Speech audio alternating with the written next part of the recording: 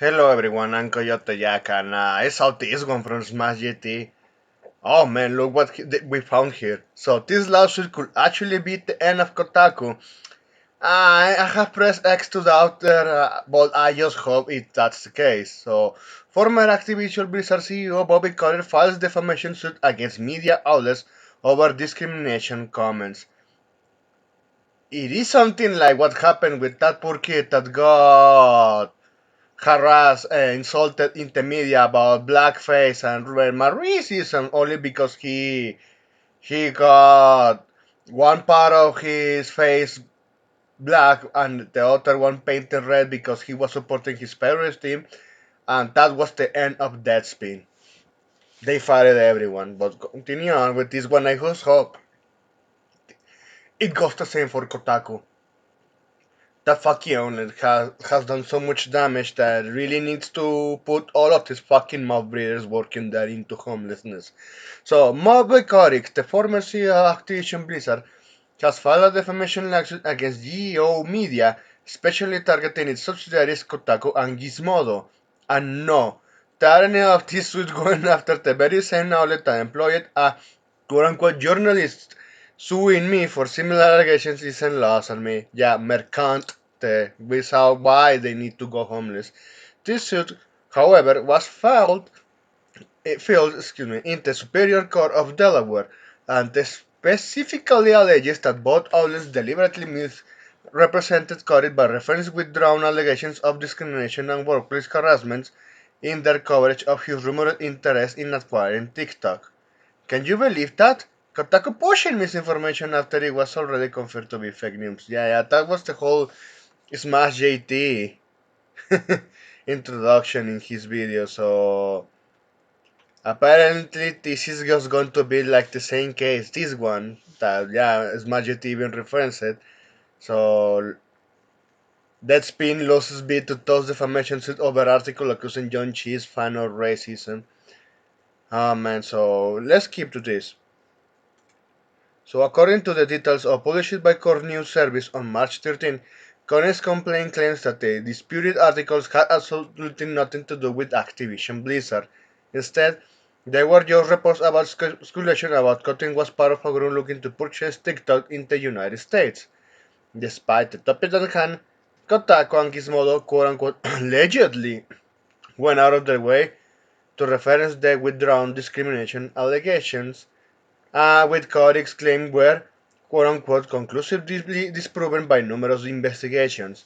So according to the claim, none of that stopped Kotaku and Gizmodo from pushing forward their agenda to split more head against Kotick anyway. And yeah, I don't like Kotick either, but letting this run free, yeah, you know what? I hate Shitaku even more. And since Kotick has a lot of money, of course, yeah, you want to try to mess with someone who actually has the money, resources, and power to clap your ass cheeks in the courtroom. I just hope Kotick wins this one.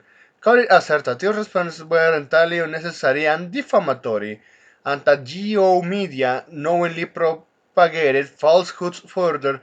The lawsuit points out that despite multiple requests from Kotick and his representatives to correct the record, Kotaku and Gizmodo only made partial amendments. Well, Shitaku. Yeah, I have to. I forgot how they are named in our Shitaku there.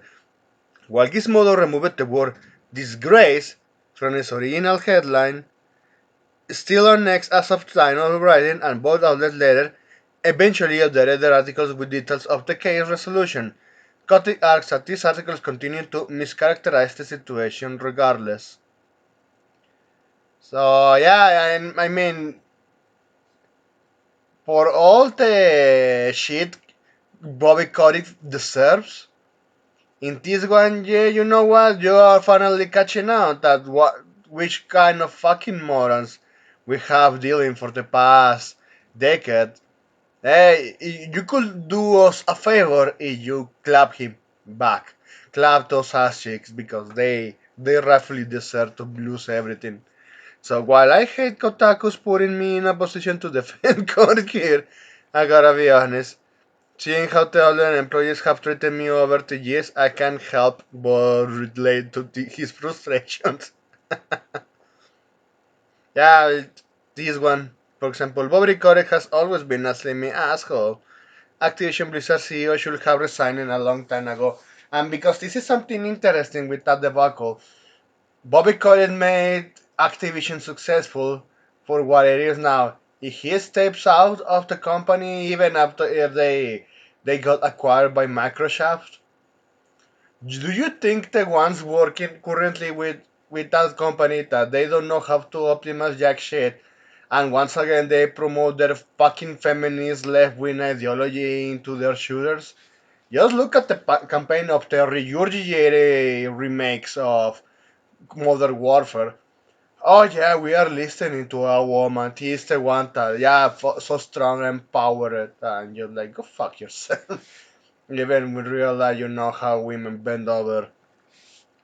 But well, they really they they really love to put this shit all together on their websites rather than actually telling you if this game is good. That's shit taco for more than a decade at this point. It's just expected. So this led to multiple legal actions, including a lawsuit filed by the CDR.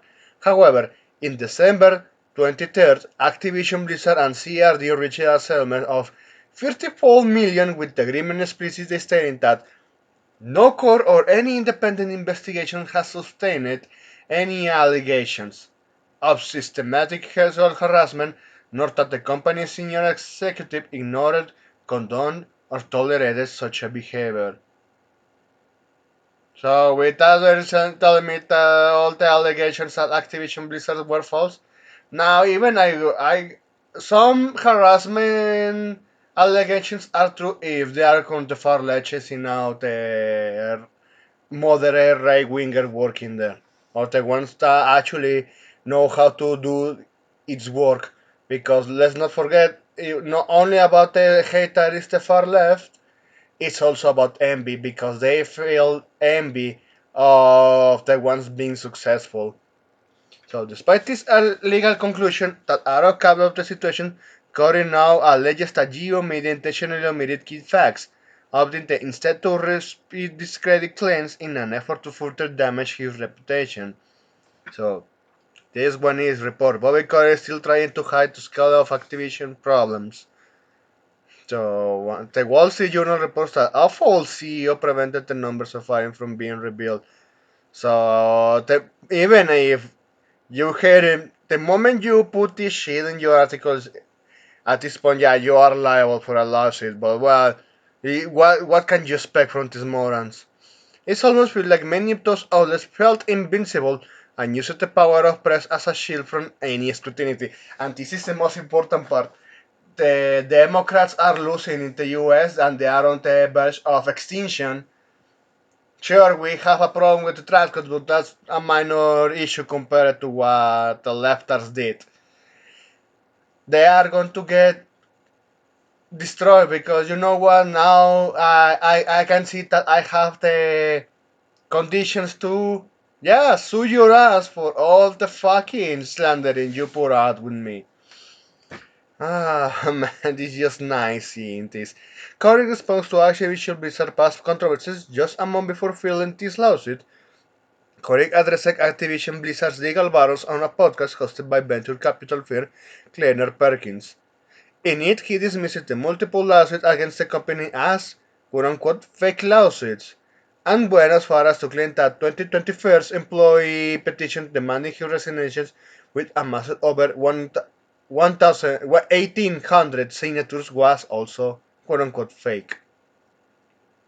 So, yeah, no, we're selling for a Microsoft for 69 billion. Oh man, even Microsoft, they are fucking stupid to handle a company with a successful IP. They're going to run it into the ground. So anyway, Kotick suggested that the Communications Workers of America excuse me, union was behind much of the legal trouble faced by Activision Blizzard. Among others like Tesla and SpaceX, he accused the union of orchestrating a coordinated smear campaign against the company by enlisting the government to file lawsuits as a part of a broader effort to push unionization. The CWA, of course, denied these claims. In a statement to Gaming News Outlet Rock Paper Shotgun, I made sure to go extra step and remind public that Kotick himself had previously apologized for workplace misconduct under his leadership following the 18 million settlement with the Equal Employment Opportunity Commission EEOC. On one hand, yeah, why don't you allow them to unionize so you can fire them faster? But also, if he agreed, yeah, with a settlement just so it can go away, yeah, he also gives bad highlighting to his behavior. But well, it is what it is. So in 2021, Activision agreed to an $18 million settlement, which the EEOC following a lawsuit that Activision had sexually harassed and discriminated against its workforce. Bobby Kotick himself apologizing in his own pro-release for the inappropriate conduct that happened under his watch. So the follow on industry reactions. Following Kotick's podcast comments, the ABK Workers Alliance, a union composed of Activision Blizzard employees, publicly refuted his assertions on social media, the union stating on X. The trauma, the discrimination, abuse that our co-workers and former co-workers enduring is not fake or a plan to drive union membership. Our unions were born from the very real and harmful way executives reacted when made aware of these situations. You have a Grams, an ex-Blizzard employee, and he corroborated all the discrimination, all the abuse. It was headed towards the one that didn't think with the far left ideology. They were headed to anyone that was competent enough only because of the envy they always have. So seeing this is fucking hilarious. Man, they're just stupid. They went on the footer to criticize Corey for attempting to shift the narrative, arguing that his stance exemplifies how corporations often try to paint unions as external adversaries rather than recognizing that they are composed of employees seeking workplace improvements. That's bullshit. In the past used to be the case, not anymore. The times I have always encountered in my own country. Unions, they were only to keep the parasites on top and squeeze as much as money as they can without actually doing anything and bury all their fucking incompetence into bureaucracy. Oh man, I really hate those those fucking parasites in any country, in any environment, in any sort of specialization in our workforce. I hate unions. I hate them to the gods. Legal battle ahead. With this lawsuit now having been officially filed, Kotick is seeking damages to be determined at trial. If successful, this case could set a precedent regarding media accountability, particularly in cases where past allegations, regardless of the resolutions, are continually resurfaced in unrelated reporting. Slander it out of nowhere just to smear campaigns. Yeah, it's what it's that word. It's what they're doing. And if he wins, more people can if they have the resources, they can actually sue and win too. And that's the end of this fucking game, urinalists. Or just urinalists as a whole. They're useless nowadays.